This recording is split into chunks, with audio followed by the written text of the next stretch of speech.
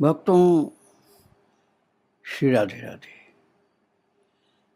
प्रभु के प्रेम का जो अद्भुत तरंगायमान रूप होता है, अथवा यूं कह लीजिए कि जो रस तरंग की जबरदस्त आघात होती है, वो हर कोई समझ नहीं सकता है। केवल प्रभु का विशेष प्रेमी ही समझ पाता है।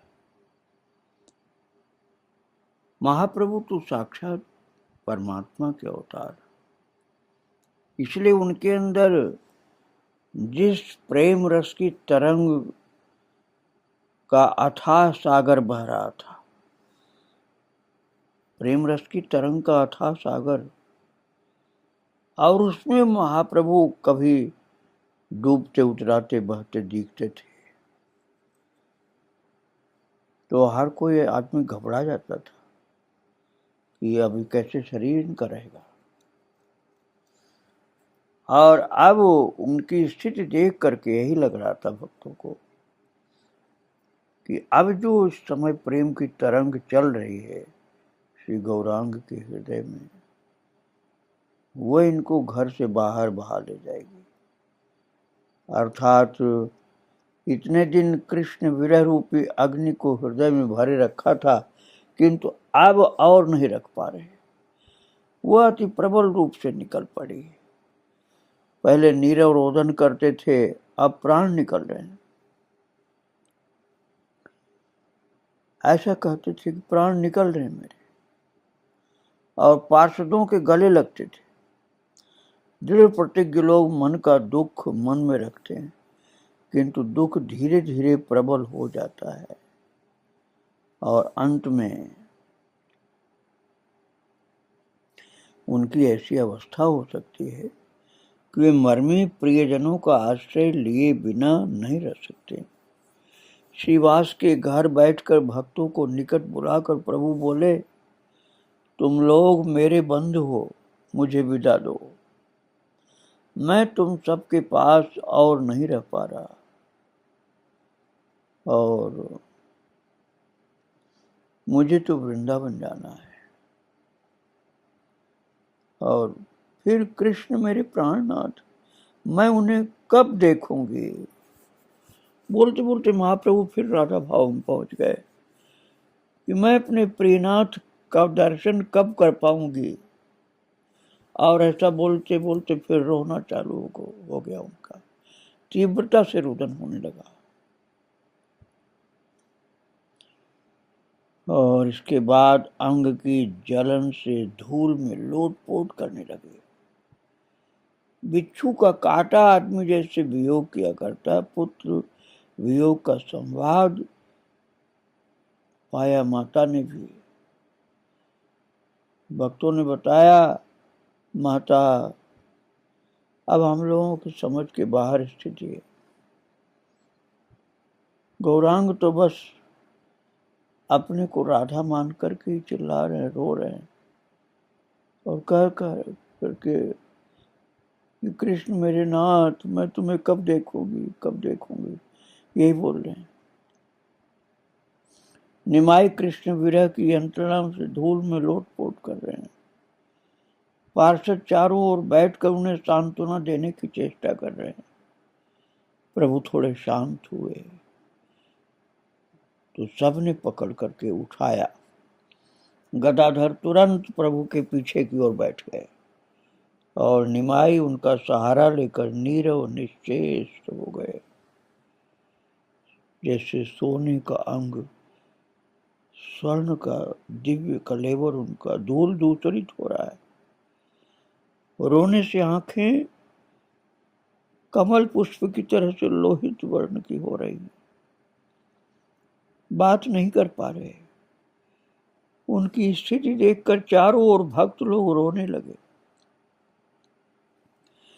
तब निमाई ने उंगली के संकेत से उन्हें और पास में आने को कहा, मानो कुछ कहेंगे। सब और पास आ गए। निमाई बात करते हुए कुछ कहने को हुए। क्रमशः थोड़ा धैर्य रखकर बोले, तुम लोग मेरे चिर बांधव हो, मुझे विदा दो, मैं योगी होऊंगा, फिर देश देश अपने प्राणनाथ का तलाश करता घूमूंगा। अपने प्राणनाथ की तलाश करनी मुझे। मैंने तुम सब की खातिर इतने दिन अपने हृदय में वेग को सहन किया, अब मैं वेग को सहन नहीं कर पा रहा। मुझे अपने प्रियतम की तलाश करके उनसे गले मिलना है। यदि मुझ पर तुम लोगों का स्नेह है तो मुझे मन से विदा दो। तुम सबको छोड़कर जाने से मेरा हृदय फट जाएगा, पर रह नहीं पा रहा मैं, जाना पड़ेगा मुझे। भक्तों ने कोई उत्तर नहीं दिया, केवल रोते रहे भक्तगण। निमाई को भी उत्तर सुनने का अवकाश कहाँ मिला। बात करते करते भक्तों को भूल गए। तब एक अद्भुत घटना घटित हुई। श्री निमाई की देह में एक साथ राधा कृष्ण दोनों प्रकट हो गए और वे दोनों एक दूसरे के लिए प्राण खोलकर विरह दुख बताने लगे। फिर वे दोनों आर्तनाद करते करते वृंदावन के परिकरों को बुलाने लगे। एक बार राधा भाव में बोले, कहाँ हो मेरे प्राणेश्वर कृष्ण, कहाँ मेरी ललिता, कहाँ मेरी विशाखा, कहाँ मेरा निवृत्त निकुंज है। ऐसा कह करके रोदन कर रहे हैं। फिर श्री कृष्ण भाव में विभावित होकर भक्तों के गले लगकर रोते रोते कहते हैं, कहाँ है मेरी माँ यशोदा, कहाँ मेरे नंद बाबा, कहाँ दादा बलराम, मेरे प्राणों के सखा श्री राम क्या जिंदा है, मेरे सुबल, आह सुबल मेरे चित्रपट से बातें करते हैं, और मेरी प्राणेश्वरी राधा, मेरे कैसे कठोर प्राण हैं प्राणेश्वरी, तुम्हें भूल कर मैं प्राण कैसे रखे हुए हूँ। सभी बातें एकदम याद आ गई, फिर मैं कैसे बचूंगा। तुम सब एकदम मन में उदय हो गए तो मैं किसके लिए रोऊंगा। मेरा सुख का वृंदावन कहाँ है, और कहाँ है यमुना पुलिन, कहाँ है मेरी प्राण तुल्य मुरली, कहाँ मेरा निधिवन, कहाँ मेरा भांडीरवन, कहाँ मेरा गोकुल, और कहाँ है मेरी श्यामली धवली। फिर उसी क्षण राधा भाव में श्री कृष्ण के लिए रोदन करने लगे, और इस प्रकार वृंदावन की स्मृति के साथ साथ तरंग उठने लगी और नहीं रह सके। गले में उपवीत था महाराज, जो जनेऊ पहने थे न गले में महाप्रभु जी, उसे तोड़कर फेंक दिया। वृंदावन वृंदावन वृंदावन कहकर उठ के भागे, पर अधिक दूर नहीं जा सके। घोर मूर्छा से अभिभूत होकर मृतवत धूल में गिर पड़े। ऐसा लगता था शरीर में जान नहीं। इस यज्ञोपवीत ने ही कुल से अटका रखा है, अर्थात मुझे ब्राह्मण हूं इस बंधन में बांध रखा है। ये सोच करके महाराज उस रज्जु को तोड़ करके कुल से बाहर अनंत पथ पर जाते जाते अचेत होकर के लंबे होकर गिर पड़े। और जो भक्त लोग थे, क्या हुआ क्या हुआ क्या हुआ कहते हुए प्रभु को पकड़ करके संभालने लगे। जोर जोर से उनके सिर के ऊपर जल गिराने लगे, क्योंकि वो बिल्कुल मूर्छित दिख रहे थे। हवा करने लगे और कानों में उच्च स्वर से हरि नाम बोलने लगे। खूब जोर जोर से हरि नाम की आवाज अपने मुख से सब भक्त लोग बोलने लगे। और थोड़ी देर बाद निमाई के भीचे हुए दांत फिर अलग हो पाए। दांत कस के एक दूसरे पर, ऊपर के जबड़े के दांत निचले जबड़े के दांत पर चिपके हुए थे। मुश्किल से अलग ले हुए तब सांस ले पाए और आंखें खोली। तब सबने यत्न के साथ उन्हें उठाया और गदाधर ने तुरंत उनके पीछे बैठकर उन्हें हृदय से लगा लिया। निमाई बाह्य ज्ञान पा करके बोले, तुम लोगों का स्नेह मेरा काल बन गया। तुम्हारे स्नेह के कारण मैं मनोमत कार्य नहीं कर सकता। तुम लोगों के कारण श्री कृष्ण भजन नहीं कर सकता, किंतु कृष्ण कृपामय हैं। तुम लोग मुझे रख नहीं पाओगे। ये तुम मुझे स्नेह से आबद्ध कर कर रखोगे तो श्री कृष्ण मेरे प्राण ले जाएंगे। यदि तुम सब मेरे प्राण बचाना चाहते हो तो मुझे छोड़ दो, नहीं तो पकड़े रहोगे तो कृष्ण मेरे प्राण को लेकर चले जाएंगे। मैं एक बार दौड़ करके वृंदावन में श्री कृष्ण को देखा हूं।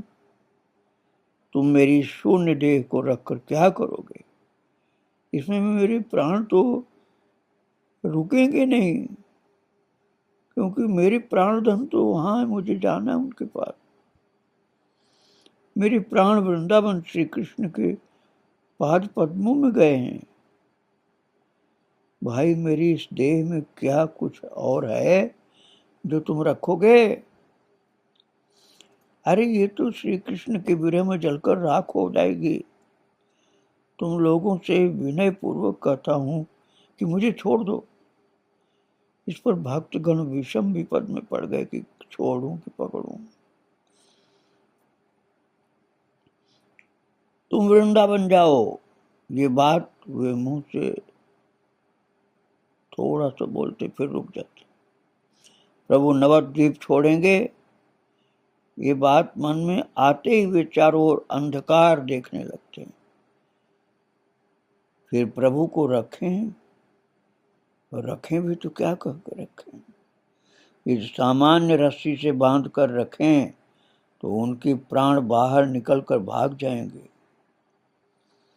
और क्या करें, क्या कहें? भक्तजन कुछ तय नहीं कर पाए।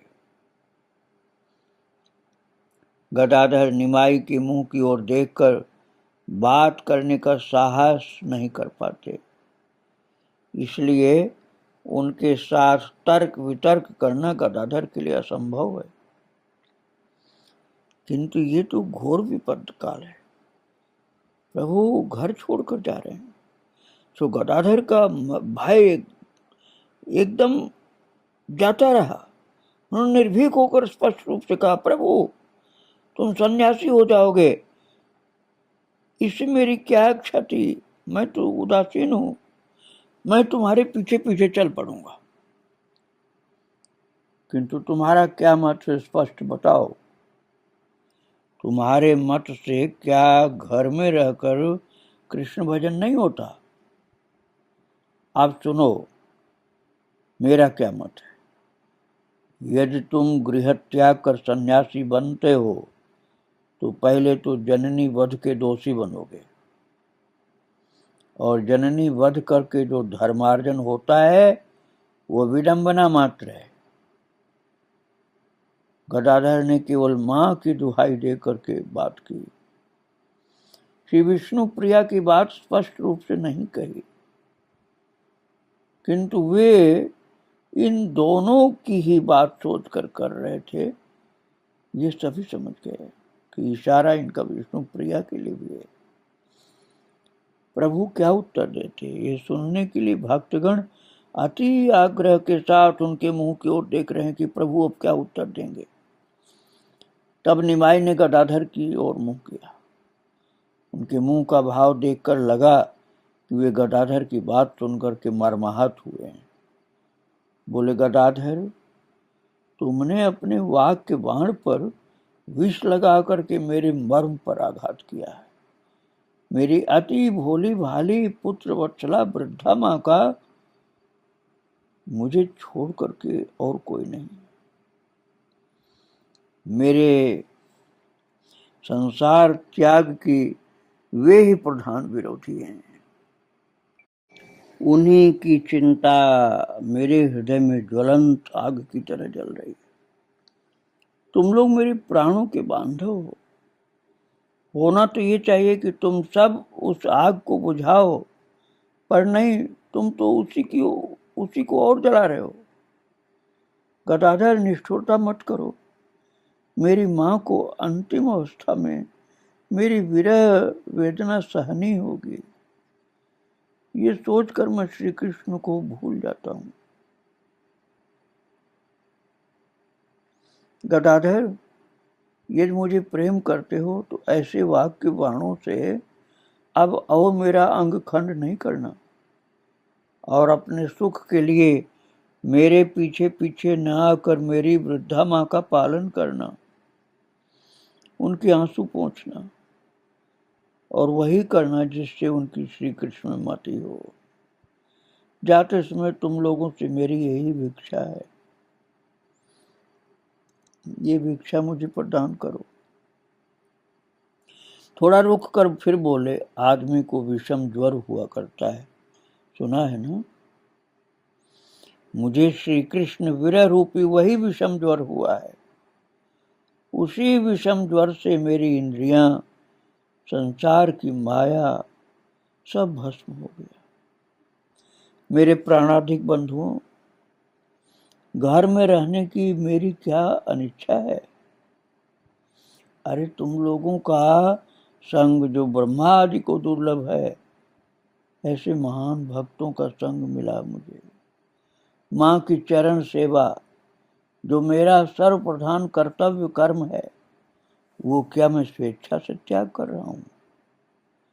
वो मैं नहीं त्याग रहा हूँ, पर विवश हूँ, अपने वश में नहीं हूँ। मुझे श्री कृष्ण घर से निकाल रहे हैं। मैं जैसे ही घर में रहने की इच्छा करता हूँ, उसी समय ऐसा लगता है कि मेरे प्राण निकल रहे हैं। यदि तुम लोग मेरे चैन की कामना करते हो तो मुझे छोड़ दो। मैं वृंदावन जाकर अपने प्राणनाथ श्री कृष्णचंद्र को देख आऊं। प्रभु की बातें सुनकर भक्तों ने सिर झुका लिए।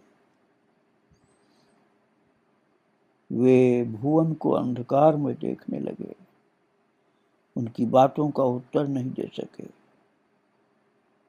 भक्तों, प्रभु ने निताई से हरिनाम प्रचार और जीव उद्धार की बात कही थी, पर यहाँ सभी के आगे वो सब कुछ नहीं कहा। इस समय जो कुछ कहा उसका तात्पर्य यही है कि मुझे विदा दो, मैं कृष्ण को खोजने जाऊंगा। थोड़ी देर बाद श्रीवास बोले, प्रभु ऐसा ही हो, तुम स्वतंत्र हो, स्वतंत्र ईश्वर हो तुम, हम लोग तुम्हें रोक नहीं पाएंगे, पर मुझे यही अनुमति दो कि मैं तुम्हारे साथ चल सकता हूँ। तुम्हारे साथ चलूं, बस इतनी अनुमति दे दो। नहीं, मैंने ठीक नहीं कहा, मैं केवल अपनी बात सोच रहा हूँ।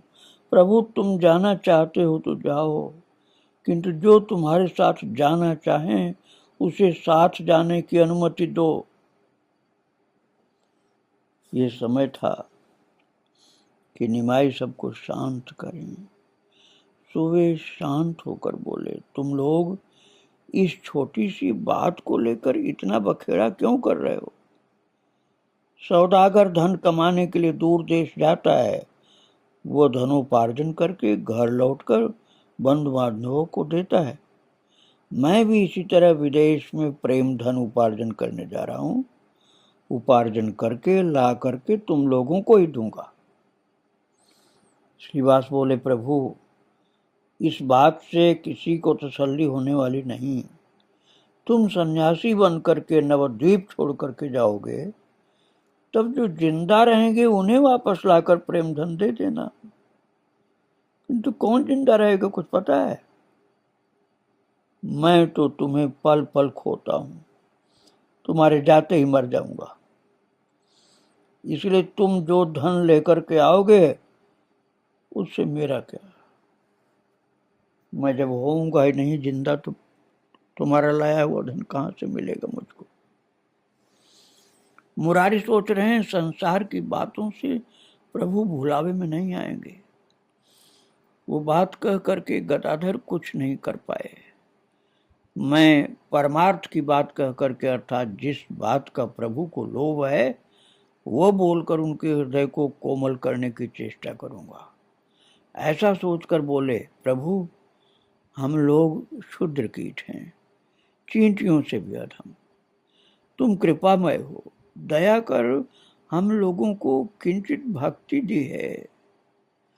अब यदि तुम हम सबको छोड़ जाओगे तो संसार व्याघ्र हम लोगों को निगल जाएगा। प्रभु तुमने अपने हाथों से वृक्षारोपण किया, जल से सींचकर बड़ा किया, अब अपने हाथों उस वृक्ष को काटना चाहते हो? प्रभु तुम्हें क्या जरा भी ममता नहीं हो रही? हरिदास प्रभु के दोनों चरण पकड़कर जमीन पर लुंठित हो गए और इतना ही बोले, मैंने अपने प्राण मन बुद्धि तुम्हें अर्पित किए, ग्रहण करो। अब तक भक्तों ने बड़े कष्ट से धैर्य रखा था, मुकुंद ने वो धैर्य तोड़ दिया और बोले, प्रभु तुम देश देशांतर जाओगे, ये क्या सहन करने की बात है? हम लोगों के प्राण नहीं निकल रहे पर जले जा रहे हैं। प्रभु तुम हम सब के प्राण हो, प्राणों के प्राण हो, तुम कहीं जाओगे ये बात मन में सोच भी नहीं सकते। ये कहते कहते मुकुंद जोर जोर से रोने लगे और तभी सभी के हृदय का बांध टूट गया और साथ ही साथ क्रंदन की आवाज उठने लगी। और तब भक्तगण अस्थिर और दिशाहारा होकर, प्रभु क्षमा करो, प्रभु क्षमा करो, ऐसा कहकर प्रभु के चरण पकड़ करके जोर जोर से रोने लगे। तब भगवान बड़ी मुश्किल में पड़ गए। भगवान इच्छा मात्र से अनंत कोटि ब्रह्मांडों की सृष्टि कर सकते हैं, उन्हें ध्वंस कर सकते हैं, किंतु नासमझ भक्तों को समझा नहीं सकते।